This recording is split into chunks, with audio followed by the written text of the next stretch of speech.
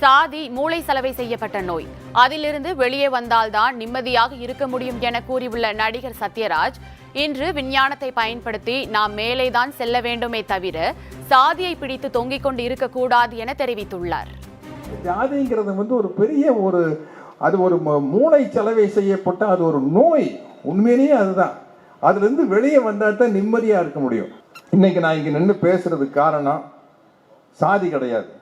Thomas Alva எடிசனும் Lumière பிரதர்ஸும் தான். யாருன்னு கேட்குறீங்களா? சினிமாங்கிற விஞ்ஞானத்தை கண்டுபிடிச்சவர், கரண்ட்டை கண்டுபிடிச்சவர் தாமஸ் ஆல்வா எடிசன். அதுதான் உண்மை. விஞ்ஞானத்தை பயன்படுத்திக்கிட்டு நம்ம மேலே வர்றதுக்கான வழியை பார்க்காம எப்போவோ இல்லாத ஒரு ஜாதியை எப்போவோ 2000 வருஷத்துக்கு முன்னாடி விதைச்சி விட்டு போயிட்டாங்க.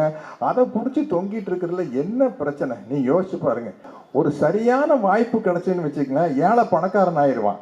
ஆனால் என்னதான் ஏழை பணக்காரன் ஆனாலும் அவன் ஒரு தாழ்ந்த ஜாதியாக தான் கருதப்படுவான் அப்படிங்கிறது நம்ம ஜனாதிபதி வரைக்கும் நிரூபணம் ஆயிடுச்சு. அவருக்கு எங்கேயோ கோயிலுக்குள்ள உள்ள வெளியில் உட்கார வச்சுட்டாங்கல்ல, அந்த ஃபோட்டோ எல்லாம் கூட பார்த்தேன்.